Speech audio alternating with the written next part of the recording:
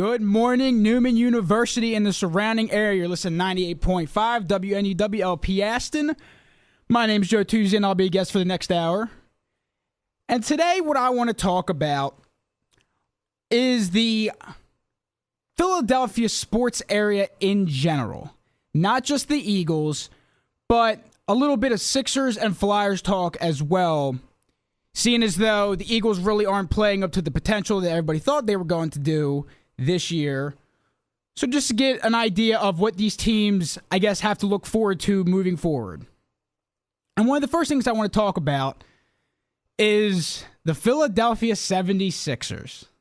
I just had about a 5 or 10 minute argument about what the Sixers have to do, why fans aren't appreciating what's going on, why they're not following this plan that Sam Hinkie put out when he first came here. And the important thing to understand is that they have no other choice.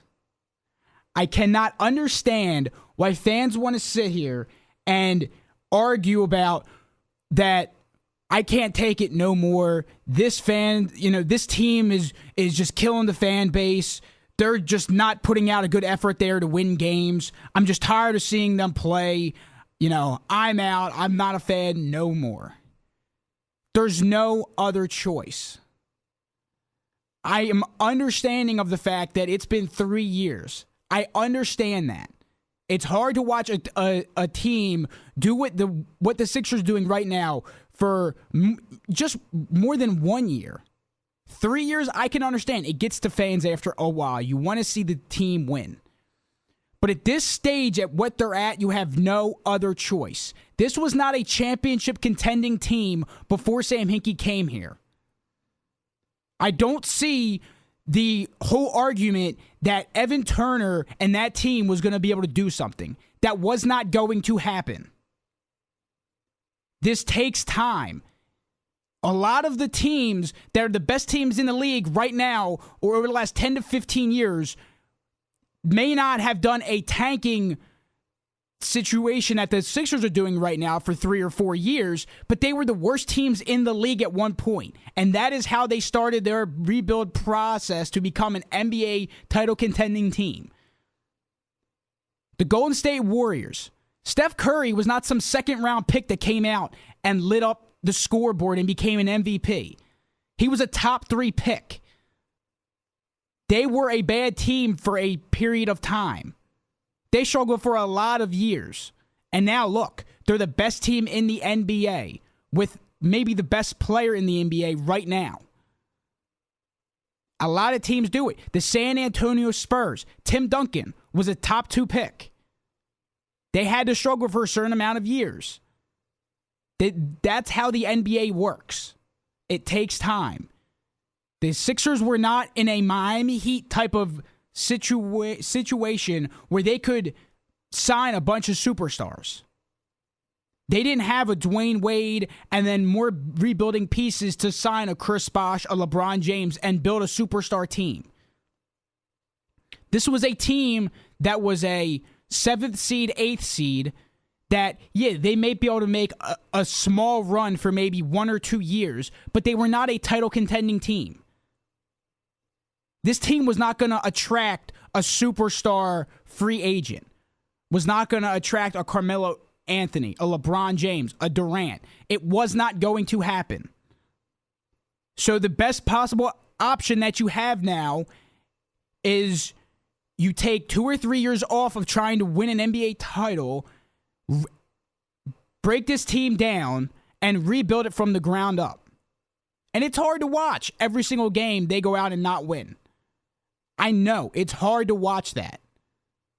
But I would much rather see a team struggle for 2 or 3 years down the road and then 5, 6 years from now maybe be a top 5 team in the league than see a team go out there and be a middle-of-the-pack team year in and year out, maybe make the playoffs once or twice, but never win an NBA title.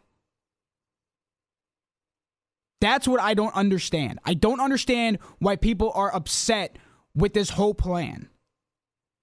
Now, over the last few years, they should have had maybe the number 1 pick, and that's fine.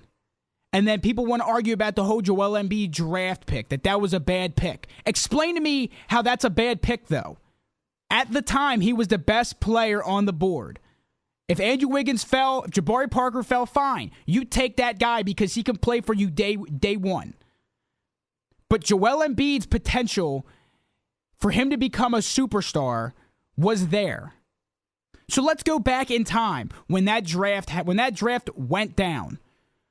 Andrew Wiggins goes 1. Jabari Parker goes 2. Joel Embiid is sitting there.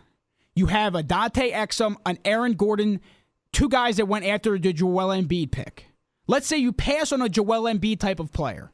And let's say you take a Dante Exum, a guy who at the time could have been a decent or pretty good point guard in the league in 2 or 3 years. And let's say you take him and Joel Embiid goes at the number 4 spot. And let's say Joel Embiid sits out 1 year like he did here, and then actually this year he comes out and plays. And let's say he becomes a superstar, all-star type of player. Every single person would say that the Sixers should have drafted him because his potential is there. Now that Okafor is playing for the Sixers now, maybe you don't need Embiid to be that superstar. Maybe you can just use him as a 6th man, a guy that can get you 15 to 20 minutes, can get you 10 to 15 points, can shoot outside shots because he can actually do that. He can be a guy that can just be the person that when Noel or Okafor come off the court, Embiid can be the first guy in there. I don't expect I'm one of those fans, and I'm one of the rare fans. I still think that Embiid can play. Do I expect him to be the superstar cornerstone player that they thought he once was? No, I don't expect that because he's been hurt over the last 2 years and hasn't seen a minute on the court yet. So I don't expect him to be the superstar Shaq type of player. But I do want to see him become at least a middle-of-the-pack guy. Become a guy that can average maybe 10 to 15 points, 7 to 10 rebounds. He doesn't have to average 30 points and 20 rebounds. He doesn't have to be some freak of nature type guy. If Okafor wasn't here, then that's what fans and that's what people might expect. But since Okafor is here, and since he's a guy that can average a 20 and 10, 25 and 10 every single game, and B can just be the guy that can come off the bench, average a couple good minutes, put up some good plays, and help the team overall. That's what this fan base has to look to. That's what this fan base has to understand. I'm not an expert. I don't claim to be an expert. But it's not hard to look at a team and say, we're not going anywhere with the talent that we have right now. Maybe we have to take 2 or 3 years off, rebuild, see what talent is out there, and then go forward with some young guys. And this Sixers team is not a team that has older players with a lot of money that have these big deals that they don't have any cap room. They have maybe the most cap room in the league. Sarge might be coming over next year. The Sixers might have to give him a big deal. They have the money to do these type of things. And for a fan to sit here and argue, well, Embiid may never play, and if they don't get the Ben Simmons in the draft, Sam Hinkie's plan failed. I don't think his plan is going to fail if he doesn't get the number 1 pick, because they can get up to 4 first-round picks in this draft. So if they don't get number 1, but they get number 2, and let's say they get 2, 5, 12, and 15, those are 4 first-round picks. You can get 4 very good players out of this draft. In the beginning of the year, a couple weeks back, everybody said, well, this is the Ben Simmons draft. It's Ben Simmons and then everybody else. And it may be true. Ben Simmons is a next-level player, is a guy that can maybe change your team immediately. But prospects 2, 3, 4, and 5 are not scrubs. Are they going to be immediate superstars? Who knows? Steph Curry, I don't think people thought he was going to be an MVP type of player day one. They probably thought he would be a great starting guard, a guy that can be a very good player for a lot of years. But I don't think anybody thought he would be what he is now. That's what you have to look at. It's all about the perspective that fans have for the team. and the perspective may be down now. But if they can get some good prospects, pair them with the prospects that they have now, and if Embiid and Asarge can come over, and if Roten and other players can get healthy and get on the court, this can be a very good team. I don't expect an NBA title in the next 2-3 years. I don't expect any of that. But I would much rather see a young group of young kids trying to go out there and put all they can out on the court and give us some hope for the next 5 or 6 years than see a middle of the pack type of team that may be a playoff team, but they're guaranteed not to make a championship run. That's how I look at the 76ers. I think I have the most hope for them. And do I think that Sam Hinkie is the genius that everybody thought he was going to be when he first came into the league? I don't think he's necessarily a genius per se, but when you look at the team the way it was, this is the best option that you have. Now, I want to discuss some of the prospects coming up in the 2016 NBA draft. And I know it's early. College basketball just started this week or last week. So it's hard to get a real view of what the college prospects coming out are going to look like maybe in January or February or March. But I just want to get a quick idea of what maybe the Sixers are going to be looking at when the draft comes around. And the first guy that everybody likes to discuss is Ben Simmons. Ben Simmons is a special talent. He's a guy that is so rare. I'm not going to say he's the next LeBron James, but for a guy that's built like he's built and the way that he plays is just rare. For a guy that is built like an Anthony Davis type player and plays like a LeBron James, that is a rare talent to have on the court. Now, he does a lot of things well. His vision on the court is great. He can make every pass. He doesn't even have to look at the guy to make the pass. He can do a lot of no-look passes. He's very smooth with the ball. He can take the ball down the court. He's not a guy that is going to be underneath the net every single play. He's a guy that can be all around the court, can make a lot of shots, a guy that is just a special talent. And the one issue that I kind of had with him, well, it's really two, but the one weakness that I really see in his game right now, which I think he can easily develop as the year goes on, is his shooting touch. When it comes to doing dunks and layups and contested shots, he's very good at it. But his shot 15, 20 feet beyond the rim and his ability to shoot threes is just not there. He needs to develop that.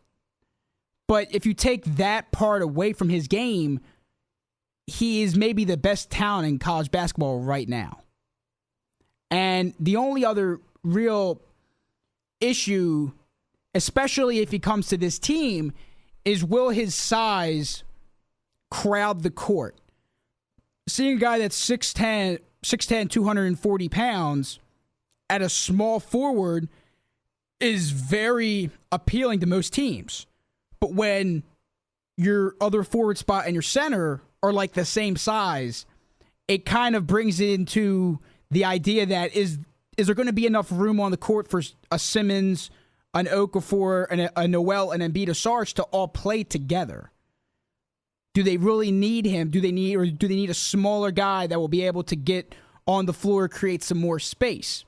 And I discussed this with somebody, and the idea that got back to me, at least, was that at this point, beyond Okafor, Noel, and maybe Embiid and Sarge next year, they need all the talent that they can get.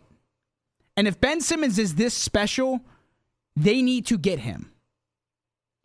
And one of the questions that I posed to myself and I posed to a couple other people was, if the Sixers don't get the number 1 pick, if they get, let's say, the number 2 pick, the number 6 pick, the number 13 pick, and the number 20 pick, would you be willing to trade a majority of your first-round picks to ensure that you get Ben Simmons on this team?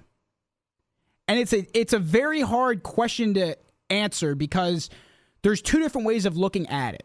Ben Simmons is a rare talent. Would I personally trade for him? I would love to have Ben Simmons on this team. But with the amount of help that the Sixers could definitely use, I don't know if I would give all my first-round picks to ensure that I get just one guy. Is he a great, fantastic player? Yes.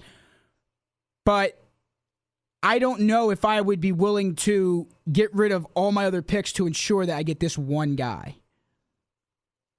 And the other side of it is, if he is that good of a talent, maybe you have to. Maybe you have to ensure yourself that you get this guy. Because maybe if you get Ben Simmons and you put him on the floor with Okafor, Noel, Embiid, Saric, Roten, some other guys that they have on the team right now, maybe this is appealing to a free agent a year or so down the road, especially knowing that the Sixers have cap space too. And it's interesting to look at, you know, if the Sixers weren't doing what they were doing right now, I don't know if college basketball would be as appealing to some fans in this area. Because this year, especially, with the amount of forwards and guards that are coming out, at least in the top half of the draft, it's going to be very interesting to see how these players progress as the year goes on. And right after Ben Simmons, there's a lot of good talent. Jaylen Brown is another guy. He's a guy that he's not as big as Ben Simmons, and he may not be as flashy as Ben Simmons, but he has maybe a better all-around game. He can shoot threes. He can make all the shots. He can dunk. He can play guard, forward. So he's kind of like a Swiss Army knife type of guy where he can play the court maybe a lot better than Ben Simmons can. But he may not have, his ceiling may not be as high, but he may be able to produce maybe better stats for this type of team. It's kind of like 2 years ago when Andrew Wiggins and Jabari Parker came out. Everybody said Andrew Wiggins' potential is better, but Jabari Parker is better now. That might be the way Ben Simmons and these other prospects are looked at. Ben Simmons may be the Andrew Wiggins type of guy where his potential is better, but some of the other guys may produce better right now. Another guy is Brandon Ingram from Duke. Brandon Ingram is a guy that his shot is amazing. He can shoot threes. I mean, he can shoot the ball at any place on the court. The only problem with him is his consistency needs to be better, and he needs to gain mass because he has the height to play guard, forward. He can guard size-wise, mostly any position, but he needs to gain mass. His wingspan is incredible, but he needs to gain mass to be able to take a LeBron James on or another player of that size. And those are going to be probably the top three guys that the Sixers look at: Simmons, Brown, Ingram. And it's just going to be interesting to see maybe what they look at. Maybe if they look at the factor that maybe Ben Simmons doesn't really play at a true small forward type of spot, which is what they could probably use. Now, Ben Simmons is a point forward, which is a new kind of position that's come out the last 4 or 5 years. And a point forward is kind of like what a LeBron James type of plays in the league. He doesn't really have a set position. He's a guy that can play small forward, guard. He can go in at power forward at times. And that's kind of what a Ben Simmons is. But is that really what the Sixers need? Or do they need a true point guard that can make every pass and shoot a couple shots and get just a small forward or a guard that can just shoot everything? Because if that's the case, maybe Brandon Ingram or Jaylen Brown might be better for this team. Now, I personally would take Ben Simmons because I think Ben Simmons is an incredible player. I think his talent is right now better than the other 2-3 prospects behind him.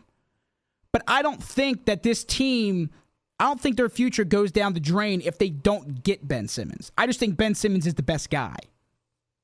And I think Ingram and Brown are definitely two appealing players that are definitely going to be looked at as the year goes on. And Jamal Murray is another guy. Jamal Murray is probably the best point guard prospect that's going to be in the draft. Chris Dunn is another one, but Jamal Murray is a guy that can make every play too. He can make every pass. He can dunk. He can shoot shots. His defense is there.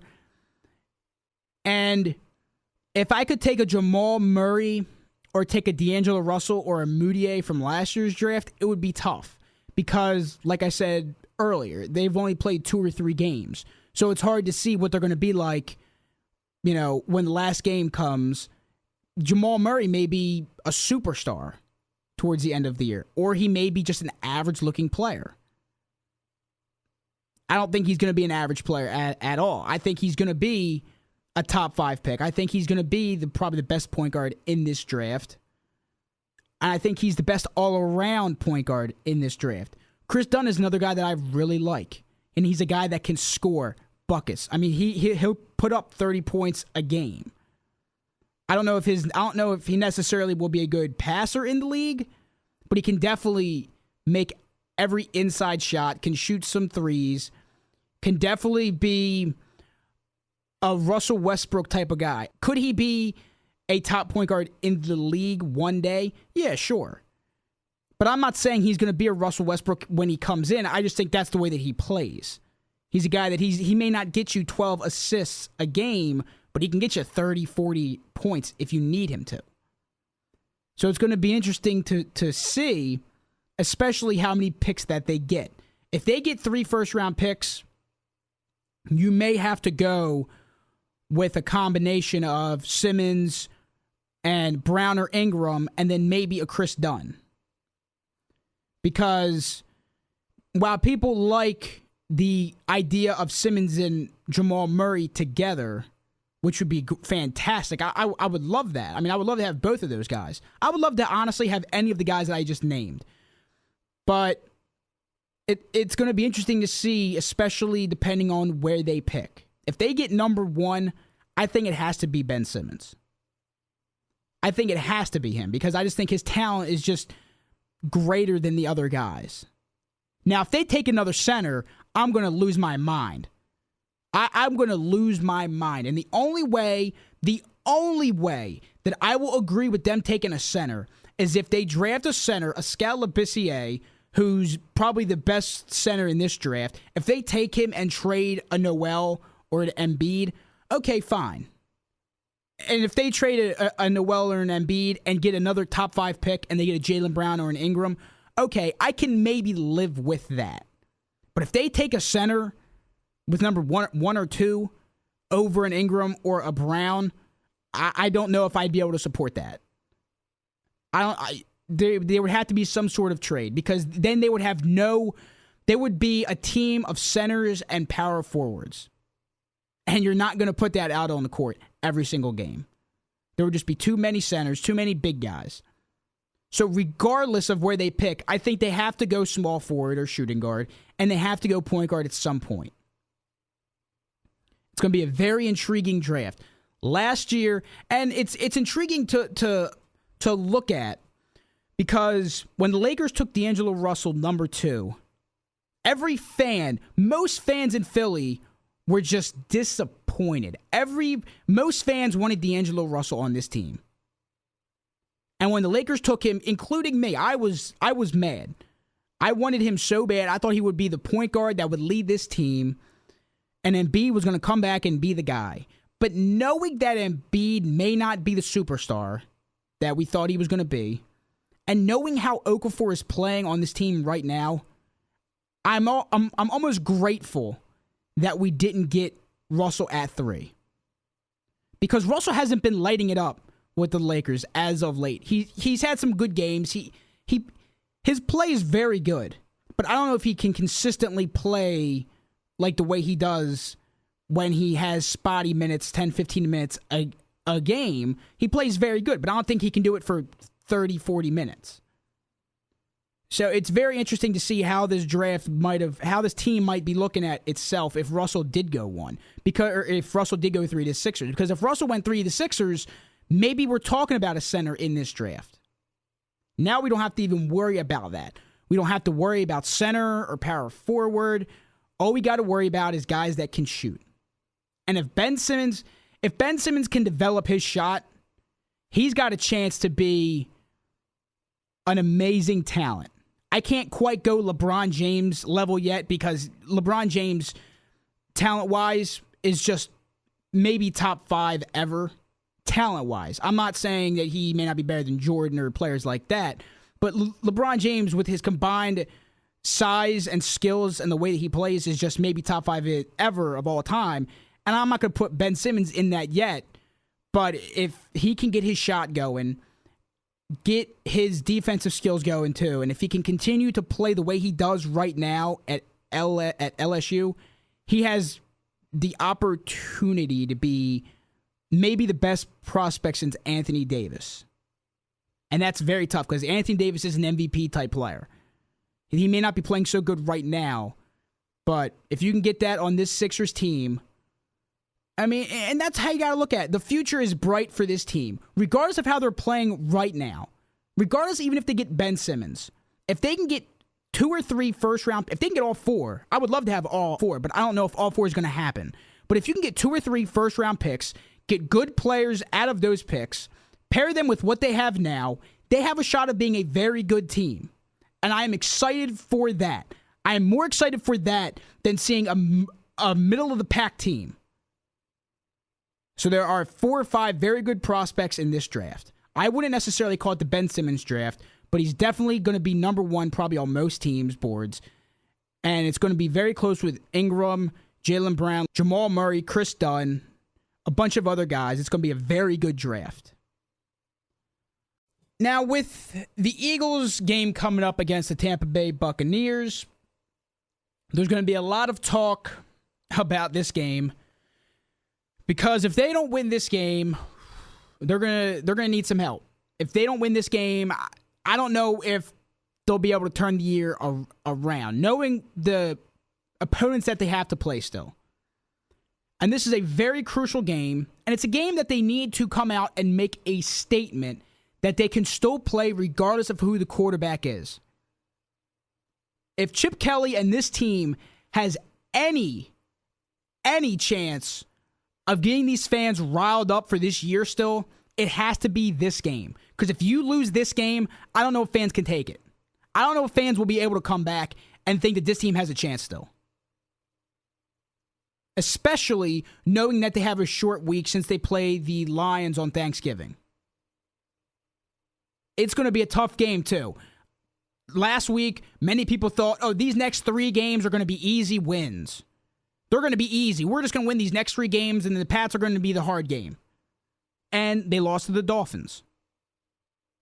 And now they look like an average team, at best. An average team, especially since Mark Sanchez is now playing. Now, Mark Sanchez, for some reason, and I don't know how, and I don't know why, but he makes this offense look better in some way. And I'm not saying, I don't mean that Mark Sanchez is a better player. I just think the offense and the way that Chip wants it to be run looks better. I think he runs the plays faster. I think he's better in the pocket. I think he can run the read option plays. You have to just have the ability to run. And Sam Bradford does not have that. You don't have to have a Colin Kaepernick RG3 type guy in this system for it to be 100% perfect. You just need a guy that has the ability to run. Because then that's what defenses have to game plan for. But they know that Sam Bradford can't run, so they don't even have to worry about that part of it. But Mark Sanchez can. And I'll even go this far. And this might be a stretch, and some people might think I'm insane for honestly saying this. But if Mark Sanchez's ability to pass was there, if his accuracy was good and his decision-making was good, he would be a fantastic quarterback in this scheme. Because, honestly, he can run it perfectly. He just can't throw.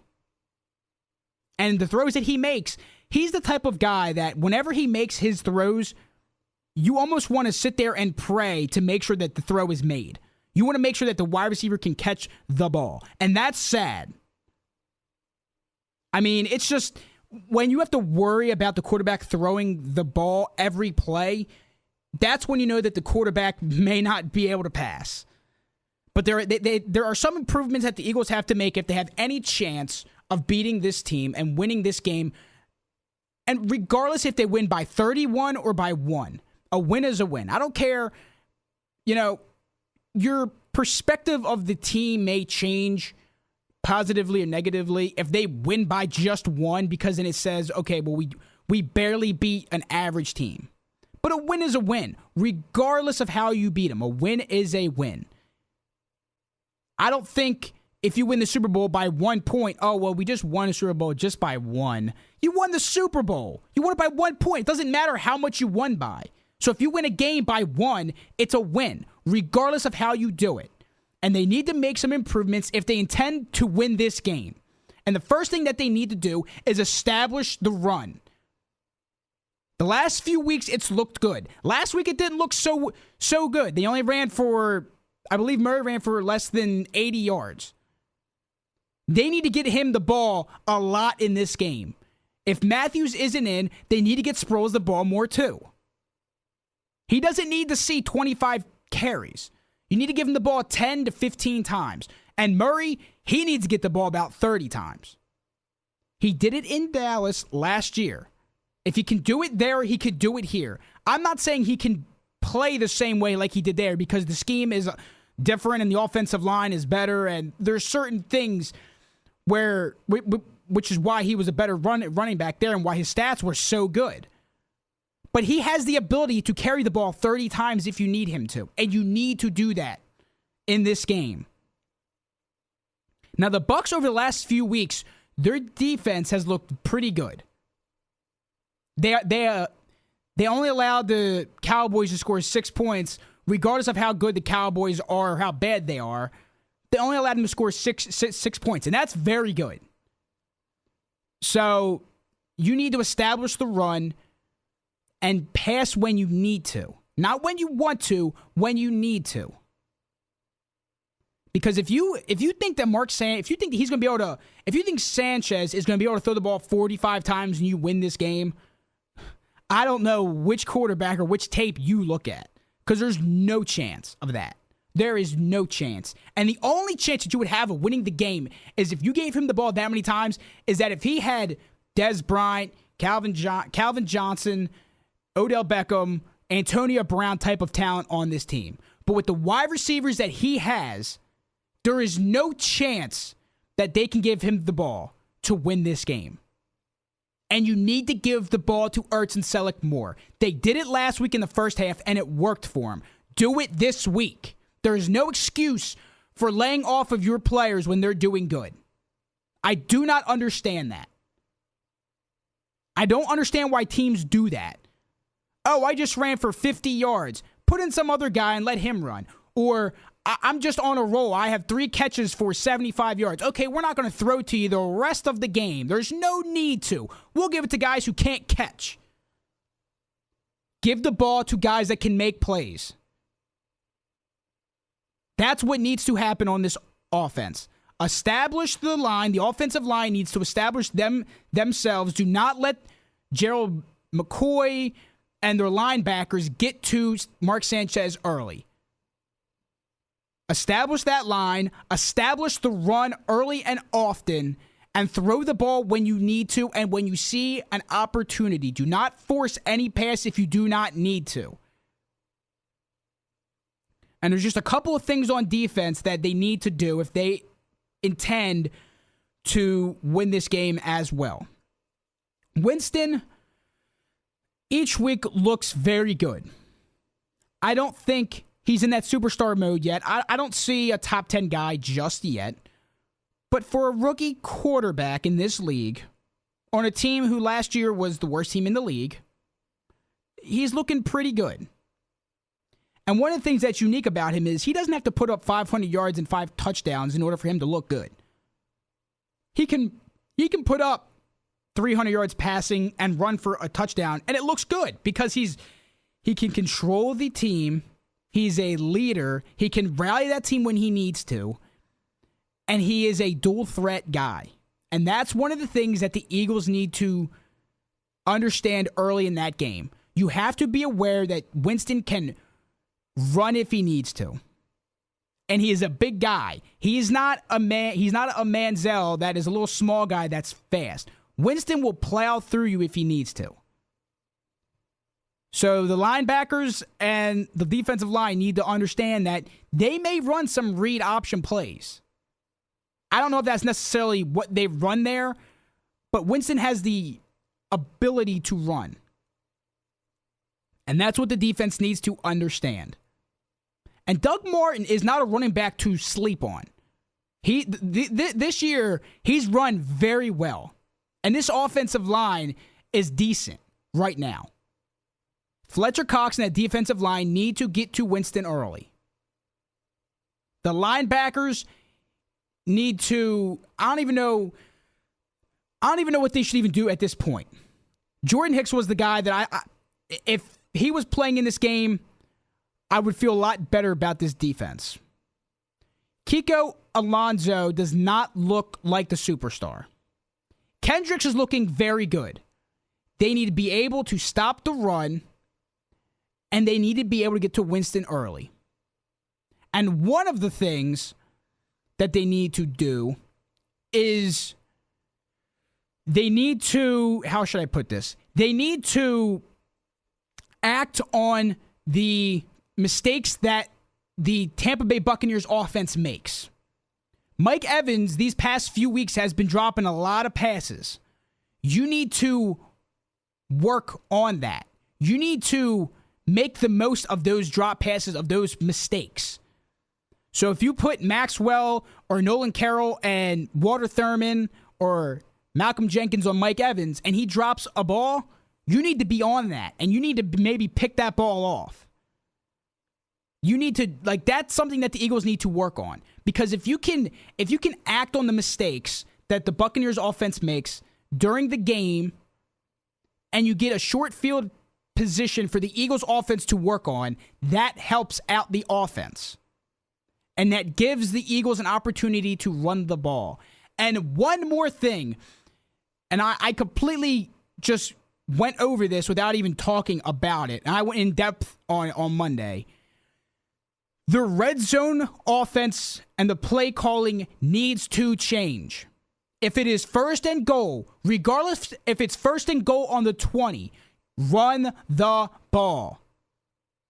You do not have Tom Brady back there passing. Run the ball. And if you intend to pass, make sure it is to a tight end or somebody that can catch the ball. Because if you try to throw it to a Riley Cooper, Miles Austin, Josh Huff, guess what? That play may not work. And if it does, that would be a very lucky play. Because the past few weeks, they've looked very bad. And this is where Chip Kelly needs to understand maybe his play calling doesn't work.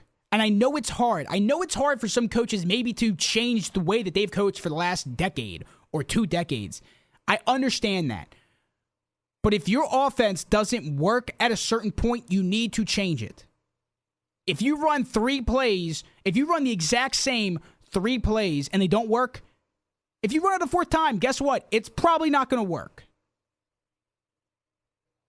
And the thing that I've heard over the past couple days that really just, it infuriates me because I don't understand why people have to bring it up every time is the excuses of why maybe Sam Bradford isn't working on this team. People want to say, well, he needs to be acclimated to the offense. He needs to get used to the offense. He's had 10 weeks. There's no excuse for that. He runs maybe 20 plays at the most. This isn't some intricate play. This isn't some playbook where he needs to take 3 years to learn. He's a professional quarterback in the NFL. He's been in the league for maybe 5+ years. I don't want to hear he needs to learn this scheme. He's had time, and he's looked good. But don't tell me that he needs time to learn, that he needs time to develop this scheme, and he needs time to develop his skills with this coach and with the players that he has. I'm tired of it. If he can't play, he can't play. And if he can, good. But if Sam Bradford isn't the guy, then you got to move on.